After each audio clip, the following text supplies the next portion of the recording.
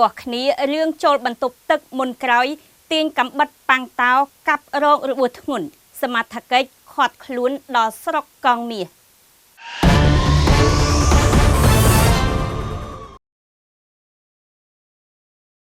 កម្មករលាងរថយន្តម្នាក់ត្រូវបានកម្លាំងនគរបាលខណ្ឌឫស្សីកែវសហការជាមួយនគរបាលស្រុកកងមាសខាត់ខ្លួនបន្ទាប់ពីមានទំនាស់គ្នារឿងចូលបន្ទប់ទឹកមុនក្រោយបង្កហិង្សាទាញកំបិតប៉ាំងតោទៅលើអ្នកលាងរថយន្តដូចគ្នាបណ្ដាលឲ្យរងរបួសធ្ងន់ហើយរត់គេចខ្លួនទៅស្រុកកំណើតអំពើហិង្សានេះបានកើតឡើងកាលពីវេលាម៉ោង 7 ព្រឹកថ្ងៃទី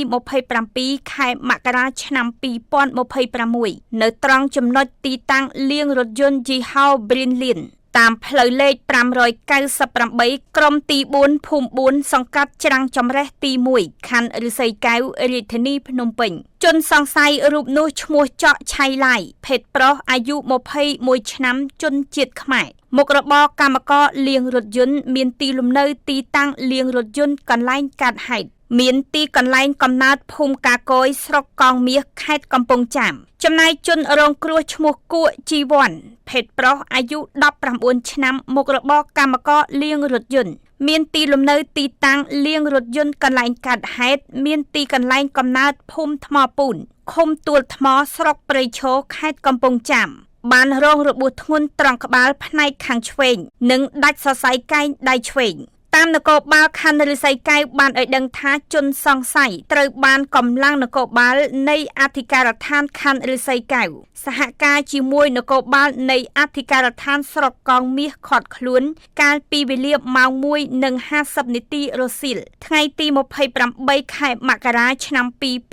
2026 នៅចំណុចភូមិដំណាក់ជ្រៃភូមិពីមជីកងស្រុកកងមាសខេត្តកំពង់ចាមតាមនគរបាលបានឲ្យដឹងទៀតថានៅមុនពេលកើតហេតុជនរងគ្រោះនិងជនសង្ស័យព្រមទាំងកម្មករផ្សេងទៀតដើម្បីចូលងូតទឹកតាមលំដាប់លំដោយស្រាប់តែជនសង្ស័យមកក្រោយគេបានចូលងូតទឹកមុនបង្កឲ្យទាស់សម្ដីគ្នាបន្ទាប់ពីងូតទឹករួចជនសង្ស័យបានដើរទៅអង្គុយនៅតុបាយក្បែរបន្ទប់ដេកហើយបានបបួលជនរងគ្រោះចេញទៅក្រៅវាយគ្នាក៏បង្កឲ្យទាស់ពាក្យសម្ដីឆ្លោះប្រកែកគ្នាម្ដងទៀតជនសង្ស័យខឹងក៏បានស្ទុះចូលទៅផ្ទះបាយយកកាំបិតប៉ាំងតោមកកាប់ជនរងគ្រោះពីក្រោយបណ្ដាលឲ្យរងរបួសធ្ងន់តែម្ដងបន្ទាប់ពីកើតហេតុលោកវេរៈសេនីយ៍ឯកហៀងថារ៉េតអធិការនគរបាលខណ្ឌឫស្សីកែវបានបញ្ជាឲ្យកម្លាំងជំនាញផ្នែកនគរបាលយុតិធធ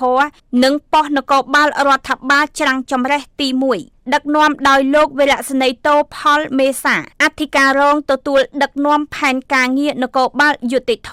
ចុះត្រួតពិនិត្យកន្លែងកាត់ហេតុនិងបន្តស្រាវជ្រាវហើយឈានទៅសហការជាមួយអធិការដ្ឋាននគរបាលស្រុកកងមាសខាត់ខ្លួនបានជនសង្ស័យដល់ស្រុកកំណើតព្រមទាំងបានដកហូតវត្ថុតាងកំបិតប៉ាំងតោដងដែកមួយផងដែររាយការណ៍ពីនាងខ្ញុំចន្ទ្រា TV5 Online News